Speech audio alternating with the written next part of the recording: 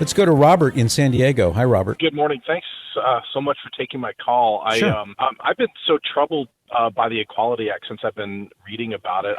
I'm gay, Hmm. but I've since the pandemic I've returned to the church in the best way that I can. Uh-huh. And the Equality Act is damaging, and it's so evil what it's doing to people. I mean, I see it in the gay community that there's this weird fixation on sexuality of children and adults, and they will deny it, but when you see it, it's really troubling, and this act is going to damage children for a very long time. And I also subscribe to emails from the log cabin Republicans who have also come out against this act, primarily because what this act does is it changes the whole definition of everything. So a woman can say that she's male and be gay, and so nothing makes sense, and it's terrible. I don't know how to get the point across better than that. It's the most evil thing I've seen in such a long time.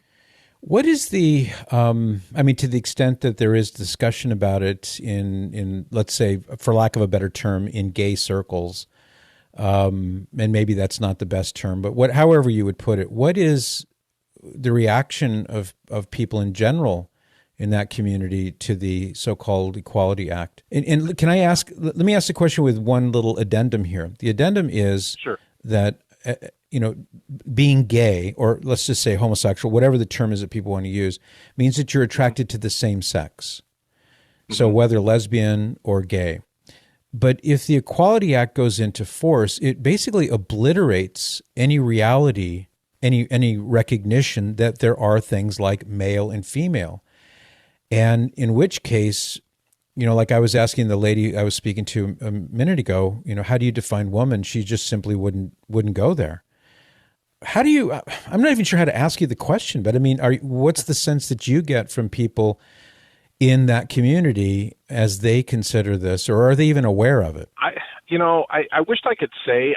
I mean, my friend circles tend to be, a lot of them are psychologists, for example, and so they feel very strongly that that transsexualism, I don't know how to describe it, is a real thing, and I guess maybe it is, but I think their treatment of it is so lackadaisical. I don't think they think of the consequences of it, or its implications both on the person and really in the homosexual, gay community, whatever.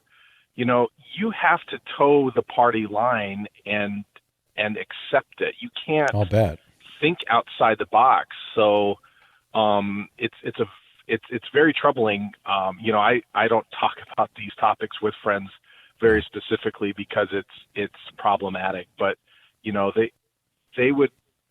Yeah, I hope that answers your question. I can't really answer it, but the movement is socialistic and communistic and trying to redefine everything to fit that progressive Marxist model, which, as we know, is all about lack of freedom, and that's what this whole bill is about. So, right.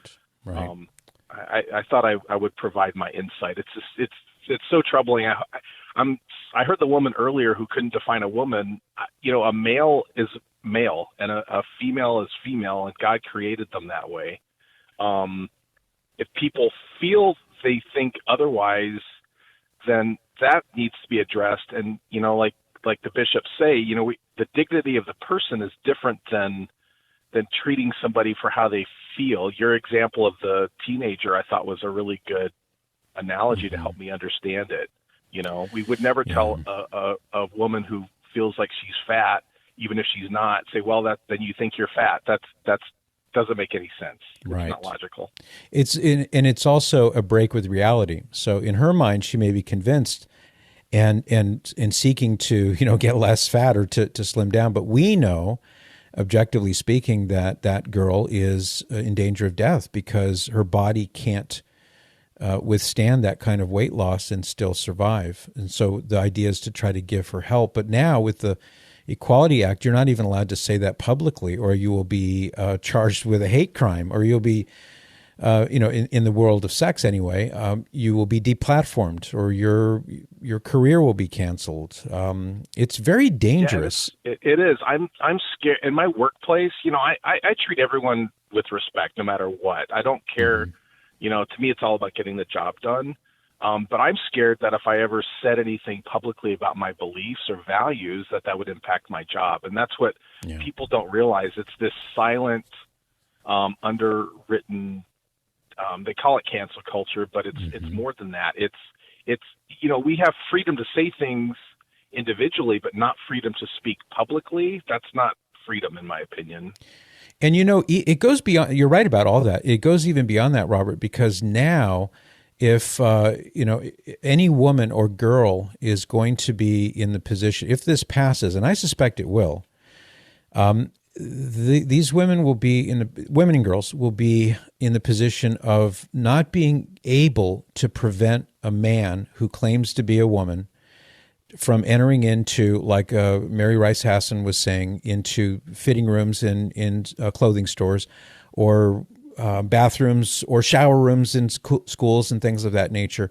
They'll be completely vulnerable and made vulnerable by the law, which will prevent them from having any say, because the law would say that they're committing a hate crime by saying that is a man coming in here and I don't want him in here.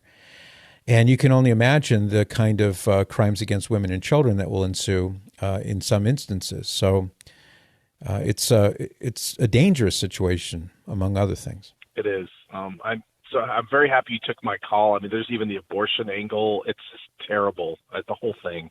Yeah. I can't believe we've come to this point, honestly.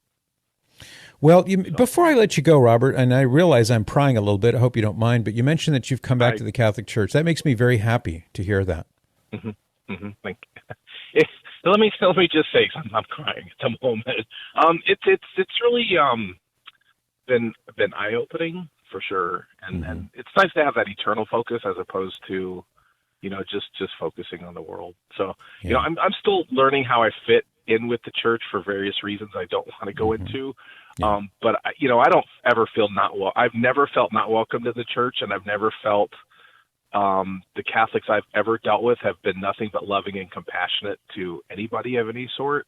And I feel that where the non-compassion is from people that really don't know God, or know God in a very superficial way, or are so bent on their social agenda that they will just run over everybody. And there are good people not in the church for sure, but I've lost more friends who supposedly were tolerant than otherwise. So I think that tells the whole story. That is a very good point. The people who talk the most about tolerance can be the most intolerant if you disagree with them, as you've found out. Well, God bless you. Thank you for calling in, Robert. I hope we get a chance to speak again. Thank you. I appreciate your time. Have a good day. Thank you. You too. For more of The Patrick Madrid Show, visit relevantradio.com/Patrick.